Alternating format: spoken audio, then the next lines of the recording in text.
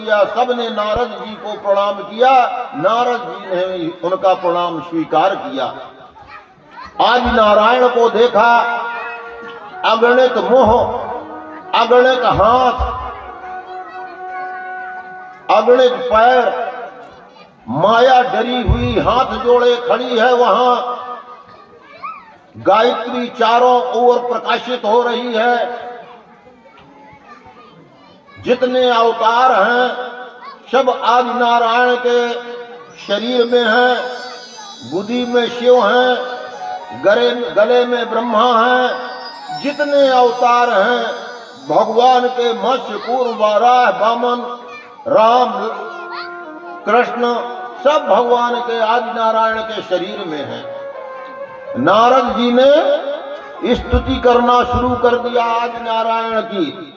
नतोस्मि नारायणमादिदेवं जगन्निवासं जगदेक बंधुम चक्राभ्य सार्गासिधरम महांतम। इस तरह से स्तुति बहुत बड़ी है। तरह तरह से नारद जी स्तुति करने लगे आदि नारायण के। नारायण ने नारद को उठा करके छाती से लपेट लिया। नारायण ने कहा, नारद न आर्दत यश नारदा, तुम किसी का दुख नहीं देख सकते। यही तो मृत्यु लोक में सबसे बड़ी चीज है, किसी का दुख ना देखना, सबको सुखी देखना, दुख का उपाय करना। पंडित जी सत्यनारायण की कथा सुनाते हैं तो उसमें लिखा, एकदा नारद योगी परानुग्रह कांक्षा पर्यटन विविधान लोकान मृत्यु लोकों पागता ततो दृष्ट्वा जनान सर्वान नाना क्लेशम नितान नाना योनिषु उत्पन्नान क्लेशमानान सुकर्मभिः। तो नारद जी को बड़ी दया आई। नारद जी तो विष्णु भगवान के पास पहुंचे और उसका उपचार उनसे किया। तो नारद जी कभी किसी को दुखी नहीं देख सकते थे और ऐसा भिड़ा देते थे कि नारायण स्वयं संभालेंगे। अब वो तो नारायण है, कहीं ना कहीं से रास्ता निकाल लेंगे। मैं आगे बताऊंगा दसम स्कंद के बाद किस तरह नारद जी ने अर्झा दिया, भगवान कृष्ण ने उसको सुलझा दिया। तो वो नारायण है, कभी सोचते नहीं, उनको तो करना है। जहां अड़चन देखते धर्म के पीछे तो नारद जी भिड़ाने में नहीं चूकते थे, भिड़ाए देते थे कि ले अब नारायण इसको सुधारते रहेंगे। नारायण को सब चीज सुधारने वाले हैं। नारायण ने कहा, नारद तुम मुझे बड़े प्रिय हो, अब मेरे दर्शन कर लिया, अब तुम जाओ मृत्यु लोक में।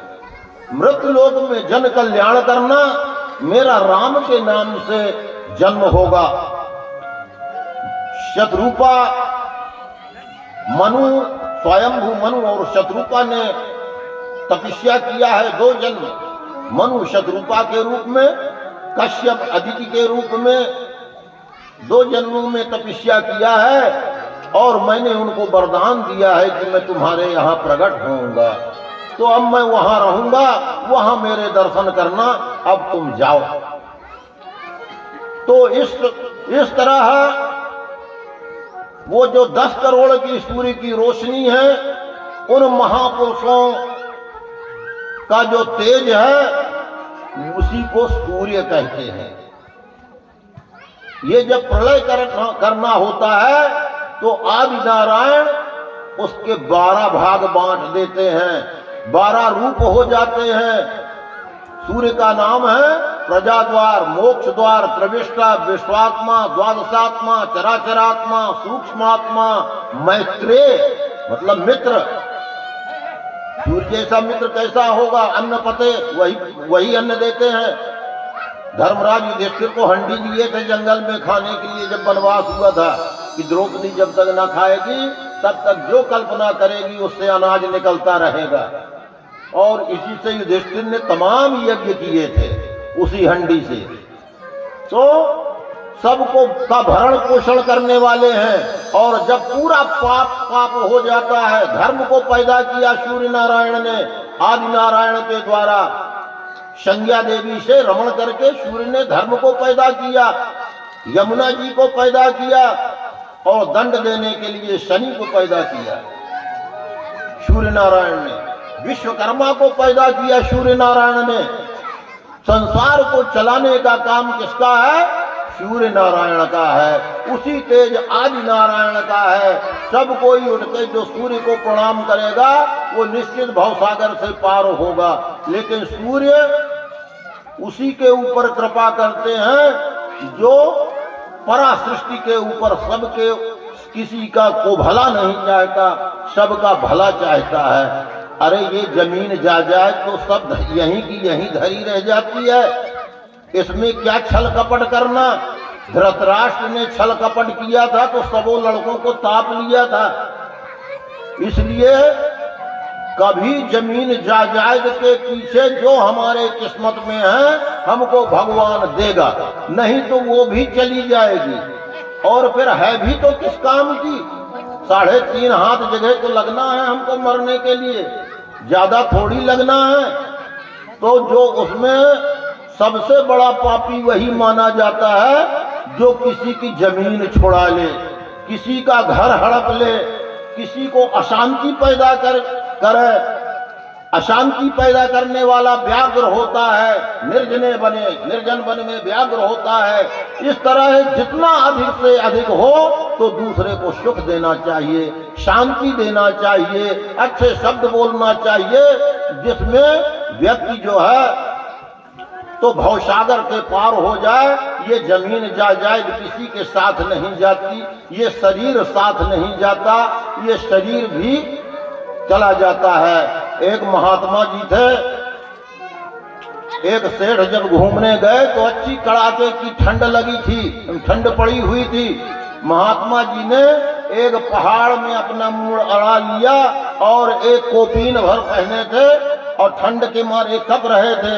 ओम नारायणाय नमः, ओम नारायणाय नमः, ओम नारायणाय नमः, इस तरह कह रहे थे जल्दी जल्दी ठंड के मारे। जब सेठ जी ने देखा, कहा अरे महात्मा की तो बड़ी दुर्दशा है, ये तो ठंड से कप रहे हैं, ऊपर कपड़ा भी नहीं पहने और पत्थर में मुंह लगाए हैं। ओम नारायणाय नमः, ओम नारायणाय नमः, ओम नारायणाय नमः कहते हैं। जब थोड़ा सूर्य निकला तब महात्मा जी ने अपना सिर ऊपर किया और सूर्य को प्रणाम किया। सेठ देखता था, सेठ ने कहा महात्मा जी मेरी इच्छा है कि आप मेरे घर चलें। महात्मा जी ने कहा अरे मैं कोई भगवान नहीं हूं, आजकल के लोग कलयुग में थोड़ा सा वो हो जाए तो भगवान मानने लगते हैं, और गुरु बाबा हो जाए तो और बन ठन के चलते हैं मैं गुरु बाबा हूं। अरे शिष्य बनना चाहिए, प्राकृतिक तो होना चाहिए। बनावटी से भगवान बहुत चिढ़ता है। हमको कोई न माने गुरु, अरे हम भी शिष्य बनना चाहते हैं, गुरु बनना नहीं चाहते। शिष्य बनने में ज्यादा फायदा है, गुरु बनने में ज्यादा फायदा नहीं है। गुरु स्वयं बनना, दूसरे कोई गुरु माने तो माने, लेकिन अगर हम स्वयं गुरु बन गए, गुरु कौन है? कृष्णम वंदे जगत गुरुम, कृष्ण कमल पत्राक्षः, कृष्ण कमल लोचनः, कृष्ण कामी सदा कृष्ण समस्त प्रिय कारकः। अगर हम ही गुरु बन गए अपने लिए कि हम गुरु हैं, तो हम जो है अपने नरक के लिए बढ़िया रास्ता साफ कर लिए। जैसे मोदी ने बढ़िया सीमेंट का रास्ता बनवाया, उसी तरह रास्ता बन गया हमारे लिए। तब भवसागर से पार न होंगे। हमको ननु बनना चाहिए। और 2 चीज में मुक्ति होती है, न ममेति, मेरा कुछ नहीं है, सब प्रभु का है। अब ममेति च, ये भी मेरा है, ये भी मेरा है, तेरा भी मेरा है। जो सोन चांदी रखा है और जो पैसे रखे हैं वो भी मेरे हैं। न जाने भगवान ऐसा करे कि तेरी आंखें बंद कर ले, तेरा पैसा मैं चुरा लूं। भगवान की आंखें तो बंद नहीं होती। प्रभु व्यापक सर्वत्र समाना, भगवान तो सब जगह देखता है, सब जगह समान नजर है उसकी। और उसके बाद भी श्रवणी को लगाए हुए है कि तुम भी देखो, सूर्य को लगाए हैं, चंद्रमा को लगाया है प्रभु देखने के लिए। भगवान की आंख कौन बंद करता है? कोई नहीं कर सकता भगवान की आंख बंद। तो भगवान मनुष्य से क्या दुराव करते हो? प्रभु से बचो। प्रभु गलत नहीं पसंद करता है। अंगद को नहीं छोड़ा भगवान ने, अंगद को अपने पास रहने नहीं दिया। भगवान किसी को माफ नहीं करते हैं। तो इस तरह सबको प्रभु का ध्यान करना चाहिए। भगवान नारायण किसी सृष्टि को चलाने के लिए अपने ही 3 रूप धारण करते हैं। शिव का रूप धारण करते हैं, ब्रह्मा का रूप धारण करते हैं और विष्णु का रूप धारण करते हैं। विष्णु भरण पोषण करते हैं, ब्रह्मा रचना करते हैं और शंभु संहार करते हैं। शंभु के पास में बड़ी ताकत है, शंकर जी के पास में। शंकर जी की ताकत जैसे वो आता है, एक मसाला आता है, स्याही से लिखा जाता है, उस मसाले को लगा दो तो स्याही मिट जाती है। उसी तरह कैसा भी हो, ब्रह्मा ने पार्वती से शिकायत किया था कि जिसके कर्म में मैंने भीख मांगना लिखा है, अगर ये शंकर जी प्रसन्न हो जाते हैं तो उसको बड़ा भारी दान दे देते हैं, करोड़पति अरबपति बना देते हैं, राजा से भी ज्यादा कर देते हैं। तो आप घर की मालकिन हैं, आप गृहस्थी की रक्षा करने वाली हैं, आप उनको समझाइए शंकर जी को। पार्वती जी ने शंकर जी को प्रणाम किया, कहा ब्रह्मा कोई अगर मुंशी रखता है तो मुंशी को जितना मालिक का आदेश होता है उतना ही देता है, लेकिन अगर मालिक चाहे तो उससे ज्यादा दे देता है। तो वो शंभु जो है, भाव हैं, संसार हैं, सृष्टि के मालिक हैं, वो चाहे तो ज्यादा भी दे सकते हैं। इसलिए मैं उनमें हस्तक्षेप नहीं कर सकती। बोलो वृंदावन बिहारी लाल की। हरि नाम में क्या बंदिश, प्रभु नाम में क्या बंदिश, दिन रात लीजिए। हरि नाम में क्या बंदिश, दिन रात लीजिए। ताली बजा बजा कर, ताली बजा बजा कर शुरुआत कीजिए। हरि नाम में क्या बंदिश, दिन रात लीजिए। प्रभु नाम में क्या बंदिश, दिन रात लीजिए।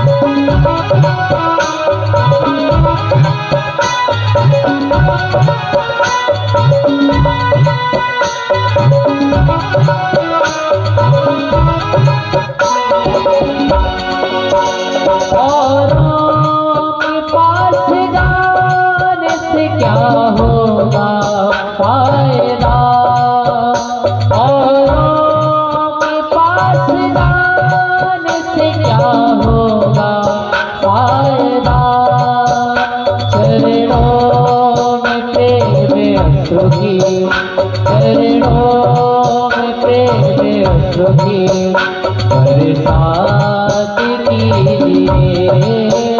हरि नाम में क्या बंदिश, दिन रात लीजिए। प्रभु नाम में क्या बंदिश, दिन रात लीजिए।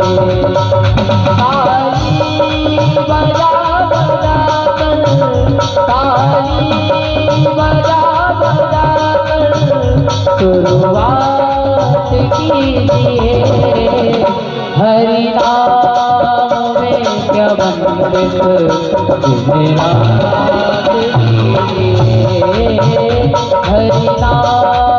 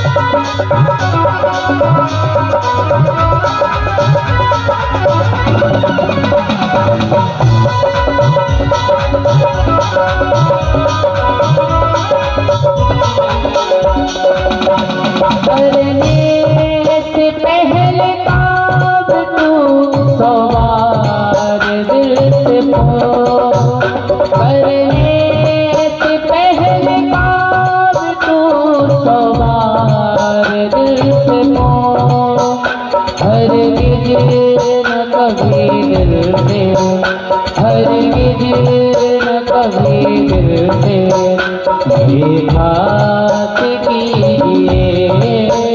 हरि नाम में क्या बंदिश दिन रात लीजिए। ताली बजा बजा कर, ताली बजा बजा कर शुरुआत कीजिए।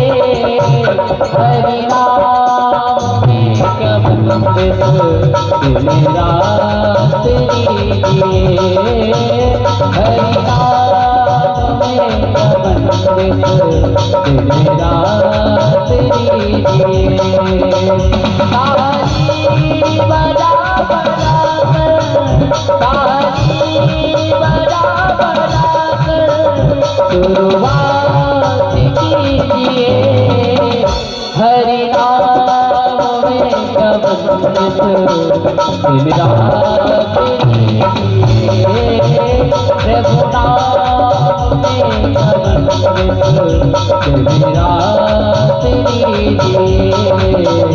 दिन रात लीजिए, दिन रात लीजिए, दिन रात लीजिए।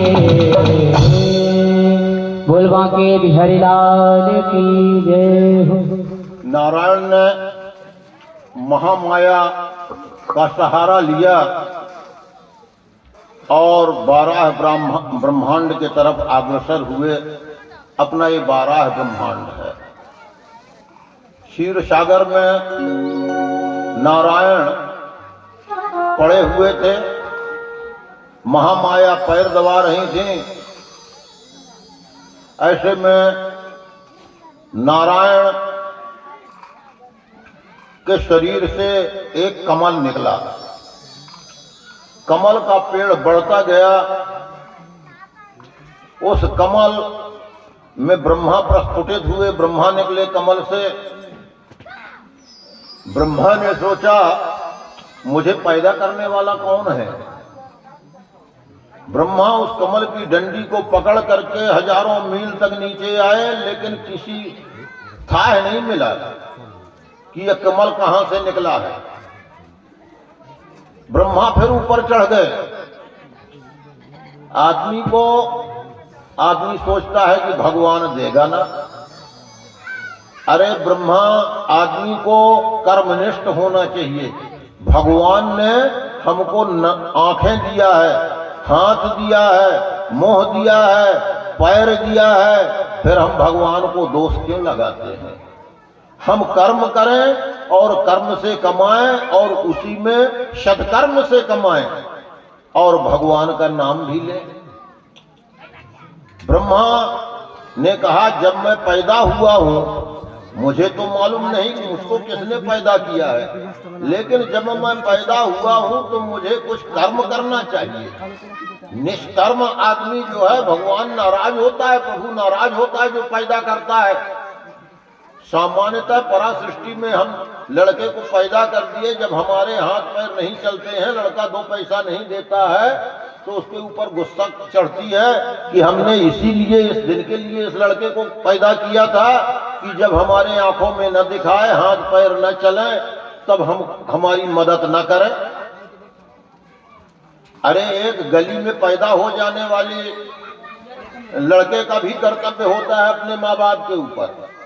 फिर तो हमने घर दिया है, द्वार दिया है, समाज दिया है, सब कुछ दिया है। और ये पुत्र जो है, पुत्र का काम नहीं कर रहा, लड़का का काम करता है, लड़ता है शाम सवेरे, करता कुछ नहीं है। लड़का उसको कहते हैं जो खुपड़िया फोड़े, डंडा चलावे, नहीं तो पुत्र होता है। पुत्र का अर्थ होता है पुनान शरीरित पुत्रः, पुनान नर्क से जो स्वर्ग ले जाए उसको पुत्र कहते हैं। नहीं तो लड़का कहते हैं जो लड़े, शाम सवेरे खुपड़िया फोड़े, डंडा चलावे, गाली दे, उसको जो लड़ता है वो लड़का। और जो पुत्र है, पुत्र का बड़ा कर्तव्य होता है। त्रिकालदर्शी हो गया था सदन कसाई माँ बाप की सेवा करने से। राहु जो है उसने कहा था कि अगर मैं माँ बाप की सेवा, माँ बाप को ही सबसे बड़ा भगवान मानता हूँ, तो ये जो है, जो ये औरत बनी है, ऐसी इतनी सुंदर औरत कभी नहीं होती है, ये मुझे दिखाई दे दे कि ये कौन है। तब भगवान सबको, बैरोचन इत्यादि को सबको भगवान औरत के रूप में दिखाई देते थे और राहु को विष्णु के रूप में दिखाई देते थे। ये सदन कसाई ने ब्राह्मण को शिक्षा दिया था कि मैं त्रिकालदर्शी हो गया हूँ, आपको सती स्त्री ने भेजा है, लेकिन मैं जो है कुछ पढ़ा लिखा नहीं हूँ, मैं केवल सबसे बड़ा अपने माँ बाप को मानता हूँ। इसीलिए उसी पुण्य के प्रभाव से मैं त्रिकालदर्शी हो गया। उष्णा, जिसका नाम शुक्राचार्य पड़ा था, उष्णा विष्णु के विरोधी इसलिए हो गए कि विष्णु ने उनकी माँ का सिर काट लिया था। भृगु महाराज ने बहुत समझाया कि बेटा, जो सिर काटते हैं नारायण तो वो मारते नहीं हैं, अपनी गति दे देते हैं, लेकिन उष्णा के समझ में नहीं आया। नारद जी ने कहा कि महाराज, ये शुक्राचार्य तो आपको हमेशा गाली देता रहता है, आप उसे मार क्यों नहीं डालते? तो भगवान नारायण ने कहा कि मुझे दूसरा शुक्राचार्य पैदा करना पड़ेगा। अगर मैं शुक्राचार्य को मार डालूंगा, मैं धर्म की रक्षा करता हूँ। शुक्राचार्य का सबसे बड़ा धर्म है कि वो माँ बाप को मानता है। तो भगवान भी चाहे भगवान को गाली दे दो, लेकिन धर्म में चलो तो भगवान माफ कर देगा। विभीषण को लात मार दिया था रावण ने, भगवान ने रावण को माफ नहीं किया। भृगु महाराज ने भगवान के छाती में लात मार दिया था तो उनके पैर दबाने लगे थे। महाराज, ये कठोर छाती आपके पैरों में लग गई होगी। और रावण को माफ नहीं किया कि तुमने मेरे भक्त का अपमान किया है, मेरे भक्त को मारा है। तो जो धर्म में चलता है भगवान उसकी मदद करते हैं। तो धर्म कहता है हाथ में हाथ धर के मत बैठो, कुछ करते रहो। जब हमने तुमको हाथ दिया है, पैर, कोई कर्म छोटा नहीं होता है। हरिश्चंद्र डुमार के यहाँ बिक गए थे धर्म के लिए, और वहां जितना डुमार का काम है सब करते थे हरिश्चंद्र। तो क्या कोई हरिश्चंद्र को छोटा कहता है? राजा दिलीप ने 7 द्वीप के मालिक थे। राजा दिलीप असमंजस के लड़के थे, राजा सगर के नाती थे, और भगीरथ के बाप थे जिसने गंगा ले आया है। तो वो जो है गुरु बाबा की गैया बंधी थी, तो कहने देते कि एक नौकर भेजे देता हूं गुरु बाबा, ये तुम्हारी गैया चराएगी। नहीं, कहा गुरु जी आपकी ये गाय बंधी रहती है, तो क्या मैं इसको चरा लाऊं? वशिष्ठ ऋषि ने कहा ठीक है, चरा ले आओ। तो ऐसे नहीं चराते थे, तो ही धर खा, जैसे एक भाषा है, स्थितः उच्चलितः प्रयाताम, जहां स्थित हो जाती थी वहां स्थित हो जाते थे। भगवान राम के पूर्वज हैं, मुच्चलिता प्रयाताम, जहां चले वहां चलने लगे। जलाभिलाषी जलमाददानाम छायेवताम भूपतिरन्नो गच्छत, जहां पानी की इच्छा थी वहां पानी देते थे, छाया की तरह चलते थे। धर्म में बड़ी ताकत होती है। मैंने बताया था कि वशिष्ठ ऋषि ने पृथ्वी को हाथ में ले लिया था। आप अगर धर्म करेंगे, 4 लोग और ऐसे लोग आपसे जुड़ेंगे, बदमाश जुआड़ी शराबी नहीं जुड़ेंगे, ऐसे लोग जुड़ेंगे जो आपके ऊपर निछावर हो जाएंगे। आप धर्म को अपनाइए तो, धर्म पर चलिए तो आपके 1000 साथी नहीं होंगे, केवल 5-6 साथी होंगे। और वो 5-6 साथी 1000 से ज्यादा होंगे। 1000 वाले तो केवल गांजा पीने वाले, खर्च करवाने वाले, शराब पीने वाले होते हैं। आपके पास पैसा है, तमाम साथी मिल जाएंगे, लेकिन सुकर्म करने में केवल 5 साथी मिलेंगे, 6 साथी, और वो 1000 से बढ़ के होंगे। तो सुकर्म जो है बड़ी चीज होती है, परोपकार बड़ी चीज होती है। तो कर्म करना चाहिए। ब्रह्मा ने सोचा कि मैं क्या कर्म करूं, बेकार बैठने से तो नर्क होगा। जब भगवान ने मुझे सब कुछ दिया है तब मुझे बेकार नहीं बैठना चाहिए। तब आकाशवाणी जब उनको कुछ समझ में नहीं आया ब्रह्मा को, तो उनके नेत्रों से आंसू निकल आए। ब्रह्मा ने उन आंसुओं को ऐसा करके छिड़क दिया, उससे 2 दैत्य पैदा हो गए, मधु और कैटभ। मधु का अर्थ होता है प्रपंच। प्रपंच ये है कि हम यहाँ बैठे हैं, भागवत की कथा हो रही है, कायरी कबे आए रहे हैं, तुरे कैठे लड़का हैं, तुरी सास बड़ी खराब है भाई। जबकि अरुंधति ने कहा मुझे वो पाप लगे जो सास की निंदा से लगता है, सास की निंदा कभी नहीं करना चाहिए। तुरी सास बड़ी खराब है, बड़ी चूध में होती तो बताती हूँ है।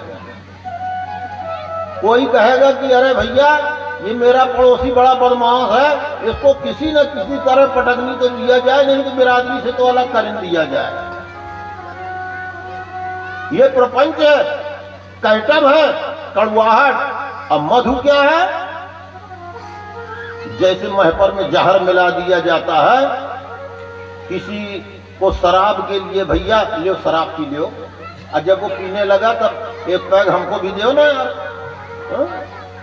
और बुरी संगत जिसको, और लगे रहा, कहीं पुलिस में अर्झा दिया, कहीं कहीं अर्झा दिया, कहीं कोर्ट में अर्झा दिया कि साला सुख से रोटी न खा पाए पड़ोसी मेरा। ये क्या है? कैटभ। ये कड़वाहट और प्रपंच जब तक रहेगा तब तक हम सफल नहीं होंगे। ब्रह्मा ने भी उसके जब मधु कैटभ को परास्त नहीं किया, जब तक मधु कैटभ परास्त नहीं हुए तब तक ब्रह्मा ने भी सृष्टि की रचना शुरू नहीं की। मधु कैटभ ब्रह्मा की तरफ दैत्य क्या होते हैं? दैत्य काम, क्रोध, माद, लोभ, मत्सर, ये दैत्यों के भीतर होते हैं, इनको दैत्य कहा जाता है। ये मधु कैटभ नाम के दैत्य दौड़े ब्रह्मा से रमण करने के लिए। जब ब्रह्मा से इतने ताकती होते हैं कि ब्रह्मा वहां से भागना शुरू कर दिया। जब देखा कि ये तो मुझसे ही रमण करना चाहते हैं मधु कैटभ, ब्रह्मा वहां से भगे और मधु कैटभ कड़वाहट और प्रपंच ये रगड़ने लगे धाता को। ब्रह्मा ने संध्या पैदा कर दिया। कुछ देर तक संध्या में मोहित रहे, उसके बाद फिर दौड़े ब्रह्मा के पास। ब्रह्मा ने भगवान का ध्यान किया, नारायण का ध्यान किया।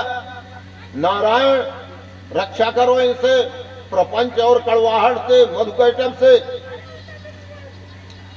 तब नारायण जो हैं वहां पहुंच गए। अगर अंतरात्मा से कोई नारायण को डरता है, बुलाता है, तो नारायण जरूर आते हैं। नारायण मधुकैटभ से भिड़ गए। जब नारायण आए तब ब्रह्मा के जी में जी आया कि चलो अब तो कोई रक्षक मेरा मिल गया। एक दिव्य वर्ष तक मधुकैटभ से भगवान लड़ते रहे।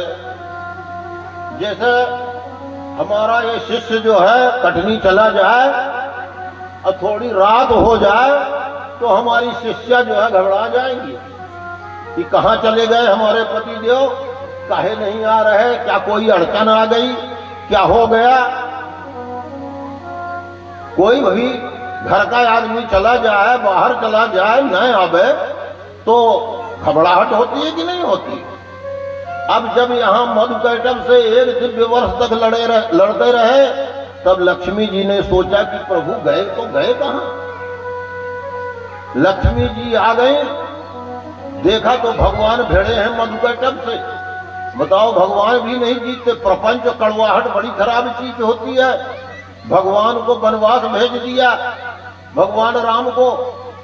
कड़वाहट और प्रपंच से बढ़ के दुनिया में कोई नहीं है, इससे छोड़ना चाहिए। और ये तभी छूटती है जब भगवान के शरण में जाओ, भगवान ही इससे छुटकारा दिलाते हैं। और माता जी देवी भागवत में लिखा है, मधुकैटभ विद्रावि विधात्रिवरदे नमः, रूपम देहि जयम देहि यशो देहि दिशो जहि। जब माता ने देखा कि ये भिड़े हुए हैं तो मधुकैटभ का दिमाग पलट दिया माता ने। माता तो सबके दिमाग में घुसी रहती है, कुछ भी। तो एतत् धारते विश्वम, तो एतत् सृजते जगत्, तो एतत् पाल्यते देवी, त्वमस्यन्ते सर्वदा। विशिष्टं सृष्टि रूपा तुम स्थित रूपा च कालने तथा संघज रूपांते जगतो हस्य जगन्मयी। वो जगत माता संसार को नियंत्रण में किए हुए हैं। वो लक्ष्मी भर नहीं देती हैं, वो सब कुछ देती हैं। मुक्ति का घर है वो। तुम वैष्णवी शक्तिरनंत वीर्या विश्वस्य बीजम परिमासी माया, सम्मोहितम देवी समस्त में तब तुम वही प्रसन्ना भुई मुक्ति हेतु हो। वो प्रसन्न हो जाए तो भवसागर से पार कर देती हैं। तो माता जी ने जब देखा कि भगवान भिड़े हुए हैं तो उन मधुकैटभ का दिमाग उल्टा कर दिया। मधुकैटभ बड़े प्रसन्न हुए, कहा विष्णु तुझ जैसे ताकती हमने नहीं देखा है। अरे तू इतने दिव्य वर्ष तक हमसे लड़ता रहा, एक दिव्य वर्ष तक हमसे कोई वरदान मांग ले। तो मधुकैटभ से भगवान ने मांगा कि यही मैं मांगना चाहता हूँ कि तुम में आ करके मेरे पास बैठ जाओ, मैं तुमको मार डालूं। तो वो दोनों मधुकैटभ आए माँ की बुद्धि से प्रेरित और आके भगवान के जंघों में बैठ गए। भगवान ने मधुकैटभ को दोनों को चीर दिया और पीस करके सृष्टि में समाहित हो गया। जब कोई अच्छा काम होता है, जब कोई धर्म कर्म होता है, तब वो मधुकैटभ घूमने लगते हैं कि किसका भगवान के चरणों में मन नहीं लगता। जिसका मन नहीं लगता है उसी के दिमाग में घुस जाते हैं मधुकैटभ। तो मधुकैटभ जो सही भक्त होगा वो प्रपंच से भगेगा, कड़वाहट से भगेगा, किसी के प्रति कड़वाहट नहीं होगी।